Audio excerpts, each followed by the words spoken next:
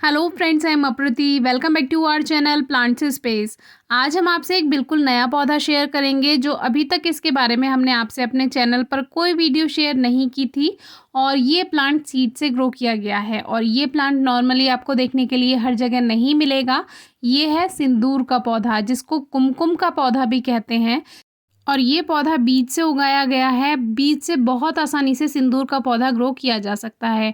तो अभी हमने देखा कि जो हमारा मेन प्लांट है उसी के बराबर में से एक टहनी वाला प्लांट और आ रहा है। तो ये श्योर नहीं थे कि ये दूसरा प्लांट है या उसी में से इसकी टहनी आ रही है। तो थोड़ा सा इसको ऊपर की तरफ उठाया, खींचा इसको बाहर, तो ये एकदम से बाहर आ गया। अगर ये टहनी जुड़ी हुई होती तो ये बाहर नहीं आती, लेकिन ये नया पौधा था, यानी कि दूसरा पौधा था, इसीलिए ये आराम से बाहर आ गया। तो कोई बात नहीं, इसको हमने हटा दिया, नहीं तो ये मेन प्लांट में ग्रोथ करने में परेशानी लाता। अगर ये मान लीजिए साथ साथ ग्रोथ करता रहता तो फिर पोषण भी बढ़ता रहता पौधों में, इसीलिए हमने इसको बाहर निकाल लिया। टहनी होती तो टूट जाती, पौधा था इसीलिए रूट्स के साथ बाहर आ गया। अब देखिए इसका जो स्टेम है काफ़ी हेल्दी है और कुछ गमले में घास भी उगाई है, तो इसको भी हटा देते हैं। देखिए छोटे छोटे पिटूनिया के पौधे अपने आप से ग्रो होने लगे हैं, क्योंकि जब सीज़न आता है और सीड्स मिट्टी में गिरे हुए होते हैं तो सीज़न आने पर हल्की नमी मिलने पर वो अपने आप जर्मिनेट हो जाते हैं।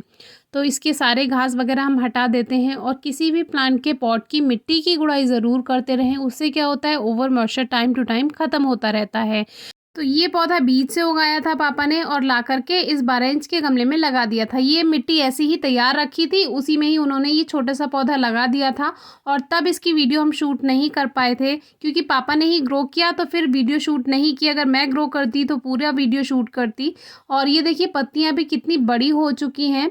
तो बहुत दिन से मन कर रहा था इसकी वीडियो शेयर करने का, लेकिन वही है, कभी कोई प्लांट याद आ जाता था वीडियो का, कभी कोई, तो ये रह जाता था। लेकिन आज हमने सोचा इससे पहले कि बंदर इसको नुकसान कर दें, क्योंकि आजकल बहुत नुकसान कर रहे हैं बंदर और इसकी बड़ी पत्तियां देखकर इसको भी तोड़ जाएंगे, तो हमने सोचा इसकी वीडियो आज शेयर कर ही देते हैं। और देखिए हर लीफ नोड पर से इसमें और शूट्स आ रही हैं और इसी में ग्रोथ होती जा रही है। 12 इंच के गमले में लगा है, कोई स्पेशल खाद पानी हमने इसमें नहीं दिया है, क्योंकि सिंदूर के पौधे को बहुत ज़्यादा खाद पानी की ज़रूरत नहीं होती है। बहुत हल्की मिट्टी में नमी रहनी चाहिए, क्योंकि जब ये मिट्टी सूख जाती है तो ये पौधा मुरझाया हुआ हो जाता है, इसकी पत्तियां लटक जाती हैं। तो इसीलिए इसमें हल्की नमी रहना ज़रूरी है, ओवर मॉइस्चर ना हो सॉइल में, इस बात का आप ध्यान रखें। वैसे तो ये बड़ा पेड़ बन जाता है, इसीलिए ज़मीन में लगे तो ज़्यादा अच्छा है, क्योंकि इसकी हाइट काफ़ी ज़्यादा हो जाती है, लगभग 12 से 15 फीट तक ये जो पेड़ बन जाता है बड़ा। लेकिन एक पौधा हमने इसका गमले में रखा है और कुछ बाहर जो गार्डन है वहाँ पर लगे हुए हैं, जो आगे आपको दिखाएंगे। तो अभी इसमें 2 पौधे जो थे उसमें से एक को हमने निकाल दिया, उसको ज़मीन में लगाएंगे। अब ज़मीन में ऐसी जगह लगाएं जहाँ पर ज़्यादा और अच्छी धूप मिलती हो।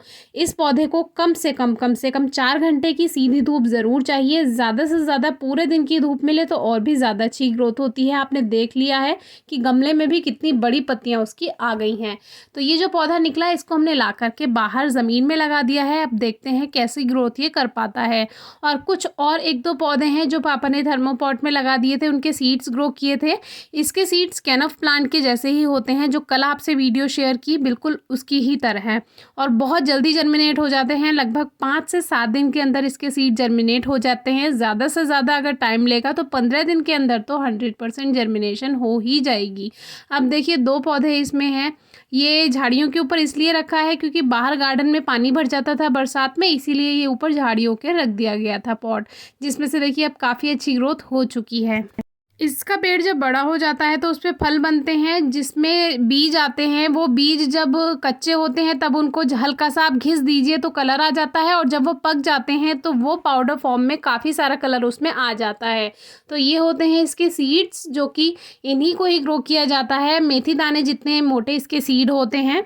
रेनी सीजन में काफ़ी अच्छा रिजल्ट इसमें मिल जाता है, जल्दी रिजल्ट मिलता है। तो कोशिश कीजिए गर्मियों में या रेनी सीजन में इसको ग्रो करें, और हल्की नमी मिट्टी में रहनी चाहिए जब आप इनके सीड्स ग्रो करते हैं। तो फर्टिलाइज़र की कोई खास रिक्वायरमेंट नहीं होती, मिट्टी में हल्की ही नमी रखें, ज़्यादा नमी ना रखें, फिर गल जाती हैं रूट, ज़्यादा पानी मिलेगा तो। और धूप का हमने बता ही दिया है। तो ये थी इस प्लांट की केयर। तो ये मैंने ग्रो नहीं किया था, पापा ने ग्रो किया था, इसीलिए मैं इसकी वीडियो शूट नहीं कर पाई। लेकिन अगर टाइम मिलता है तो अभी सीज़न जाने से पहले इसके सीड को ग्रो करके आपसे शेयर करेंगे। कटिंग से ये प्लांट ग्रो होता है या नहीं, ये तो तभी पता चलेगा जब ये पौधा थोड़ा बड़ा हो जाएगा। तो कटिंग ग्रो करके देखेंगे और आपसे शेयर जल्दी करेंगे। Thank you.